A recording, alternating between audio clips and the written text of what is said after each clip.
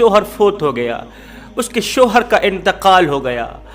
موت جس گھر میں آ کے ڈیرا ڈال دے تو ماؤں کی گود خالی ہونے لگ جاتی ہے، بہنوں کا سہاگ چھن جاتا ہے، بیٹیوں کا فیوچر بظاہر تاریک نظر آنے لگ جاتا ہے۔ کوئی بن گیا رونق پکھیاں دی، کوئی چھوڑ کے شیش محل چلیا، کوئی پلیا ناس تے نخریاں وچ، کوئی ریت گرم تے تھل چلیا، کوئی بھول گیا مقصد آمن دا تے کوئی کر کے مقصد حل چلیا۔ اتھے ہر کوئی فرید مسافر ہے، کوئی اج چلیا تے کوئی کل چلیا۔ ایک شخص کا بیٹا فوت ہوا تو وہ زار و قطار رو رہا تھا، اس کا بیٹا فوت ہوا، زار و قطار رو رہا تھا، چیخ رہا تھا، چلا رہا تھا، سر پیٹ رہا تھا۔ تو وہاں سے ایک بزرگ کا گزر ہوا، بزرگ اللہ والے نے اسے اس قدر روتے ہوئے، چیختے ہوئے، چلاتے ہوئے دیکھا تو فرمانے لگے، او نادان، تو اس قدر کیوں رو رہا ہے، اس قدر کیوں اپنا سر پیٹ رہا ہے؟ فرق تو صرف اتنا ہے، آج تیرے بیٹے کی باری ہے، کل تیری باری ہوگی۔ آج اس کی باری ہے جانے کی، کل تیری باری ہوگی جانے کی۔ مرنے والے صرف مرتے نہیں ہیں، وہ ہمیں سبق دے کر بھی جاتے ہیں، ہمیں بتا کر بھی جاتے ہیں۔ حضرت اسرائیل علیہ السلام صرف انہیں مارنے نہیں آتا، ہمیں سبق دینے بھی آتا ہے۔ آج ان کی باری ہے، کل آپ بھی تیار ہو جائیں۔ انسان ساری زندگی یہی سوچتا رہتا ہے کہ لوگ کیا کہیں گے، صاحب لوگ کیا کہیں گے۔ بھائی لوگ آخر میں بس یہی کہتے ہیں کہ انا للہ و انا الیہ راجعون۔ ایک غریب سی عورت تھی، بھوک کی ماری، غربت کی ماری، حاملہ عورت تھی کہ اس کا شوہر فوت ہو گیا، شوہر کا انتقال ہو گیا۔ شوہر کے انتقال کے بعد، شوہر کے مر جانے کے بعد اس کا ایک بیٹا پیدا ہوا، بچہ پیدا ہوا۔ بچہ جب 4 سال کا ہوا، جب 2 دن سے بچے کو کھانے کو کچھ نہ ملا تو یہ 4 سالہ بچہ باپ کی قبر کے سرہانے بیٹھ کے زار و قطار رونے لگا۔ قبرستان گیا، باپ کی قبر کو تلاش کیا۔ اس سے پہلے کہ اس کی ماں بھی قبرستان جایا کرتی تھی، شوہر کی قبر پر بیوی بھی جایا کرتی تھی، ساتھ میں اس کا چھوٹا سا بچہ بھی جایا کرتا تھا۔ تو یہ بچہ ایک دن ماں کے بغیر اکیلا قبرستان دوڑا، باپ کی قبر کے سرہانے بیٹھ کے زار و قطار رونے لگا، کہنے لگا، ابو 2 دن کا بھوکا ہوں، کھانے کو کچھ نہیں ہے، تیرے جانے کے بعد کسی نے ہم سے ہمارا حال تک نہ پوچھا، غربت نے ہمیں چکر لیا ہے، اب تو نوبت یہاں تک آن پہنچی ہے کہ میری ماں مجھے حرام کھلانے پر مجبور ہو گئی ہے، میری ماں کو مزدوری نہیں ملتی، کام نہیں ملتا، حرام جانور مل گیا، ماں نے حرام جانور کے اندر سے گوشت نکالا، پکا کر وہ مجھے کھلاتی ہے، تو وہ حرام جانور کا گوشت، اس کا ایک لقمہ جب میری حلق کے نیچے جاتا ہے تو مجھے بہت زیادہ چبھتا ہے۔ ابا غربت کی زندگی میں بسر نہیں کر سکتا، میری مدد کرو۔ اللہ اکبر، باپ کی قبر کے سرہانے بیٹھ کے یہ 4 سال کا بچہ زار و قطار رو رہا تھا، چیخ رہا تھا، چلا رہا تھا کہ ادھر سے حضرت عیسیٰ علیہ السلام کا گزر ہوا۔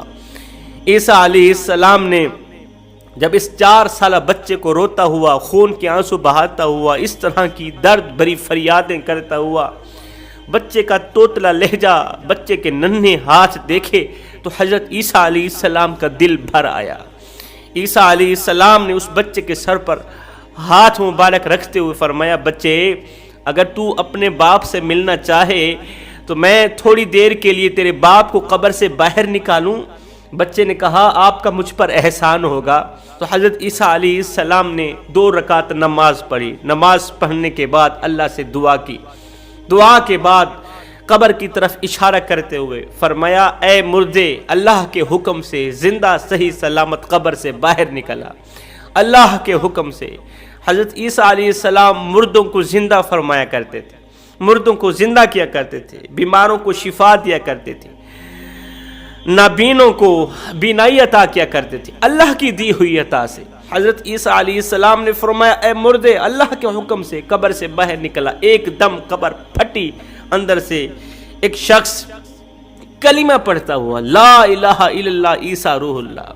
اس کے چہرے پر نور ہی نور تھا، اس کے چہرے پر نور ہی نور تھا، اپنے اوپر سے مٹی جھاڑتا ہوا قبر سے باہر نکلا۔ جیسے ہی قبر پھٹی تو تو حضرت عیسیٰ علیہ السلام کو یوں محسوس ہوا کہ اس کی قبر جنت کے باغوں میں سے باغ بنی ہوئی ہے. اس کی قبر کے اندر سے خوشبو آ رہی تھی، عطر کی خوشبو آ رہی ہے. ایسے لگتا ہے جیسے قبر میں جنت کی خوشبو پھیلی ہوئی ہے. قبر میں گلاب کے پھول اگے ہوئے جن کی خوشبو سے قبر میں عطر پھیلا ہوا ہے. وہ شخص جیسے ہی باہر نکلا، اللہ اکبر، بیٹے کو دیکھا، بیٹے کے سر پر ہاتھ رکھتے ہوئے کہا، بیٹے میں نے تیری فریاد سن لی ہے، مگر دونوں کانوں سے باپ کی ایک نصیحت سن لو، باپ کی یہ آواز سن لو، جو مزہ غربت میں ہے وہ مزہ امیری میں نہیں ہے. جو سکون، جو اطمینان، جو راحت غربت میں ملتی ہے، وہ اطمینان، وہ سکون امیری میں نہیں ہے. امیری میں بے سکونی کے سوا کچھ بھی نہیں ہے. بیٹا اگر سکون حاصل کرنا چاہتے ہو تو اللہ کے حضور جھک جاؤ، اللہ کی چوکھٹ پر جھک جاؤ. جب بھی کچھ مانگنا ہو تو میرے رب سے مانگنا، کسی اور سے نہ مانگنا. تیرے باپ نے اپنی زندگی غربت میں بسر کی، غربت میں گزاری ہے. میں 3 دن کے فاقے کاٹتا تھا، 3 دن کھانے کو کچھ نہیں ملتا تھا. صبح کو کھاتا تھا، شام کے لیے نہیں ہوتی تھی، شام کو کھاتا تھا، صبح کے لیے نہیں ہوتی تھی. جب بھی میں نے کھایا تیری ماں کو کھلایا، حلال کا لقمہ کھلایا ہے. میں نے جب بھی مانگا ہے اپنے رب سے مانگا ہے، کسی غیر کے آگے ہاتھ نہیں پھیلایا، غیر کے آگے اپنا دامن نہیں پھیلایا.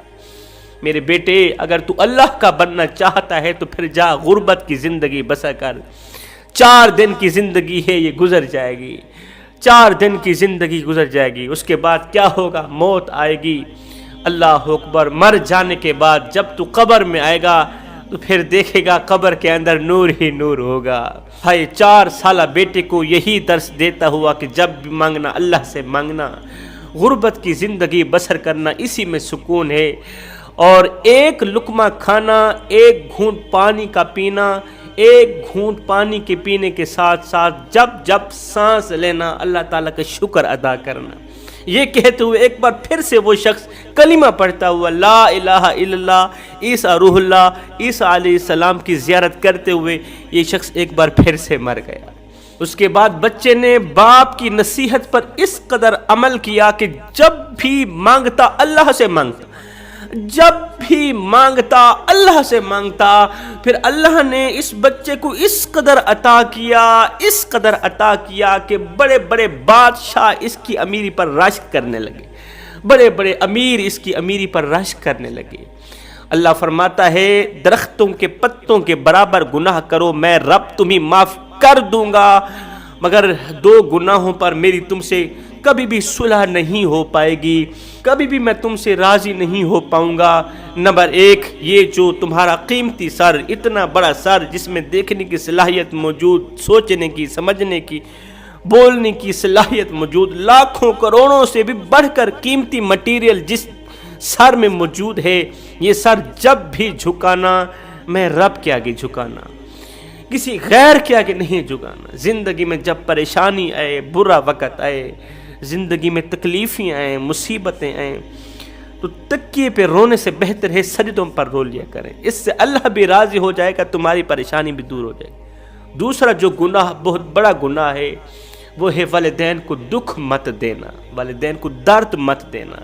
میں روٹھ جاؤں گا، میں ناراض ہو جاؤں گا، اور جس بندے پر میں ناراض ہو گیا اس پر میرا قہر ٹوٹے گا، اس پر عذاب برسے گا، فرشتوں کی طرف سے لعنت پڑے گی.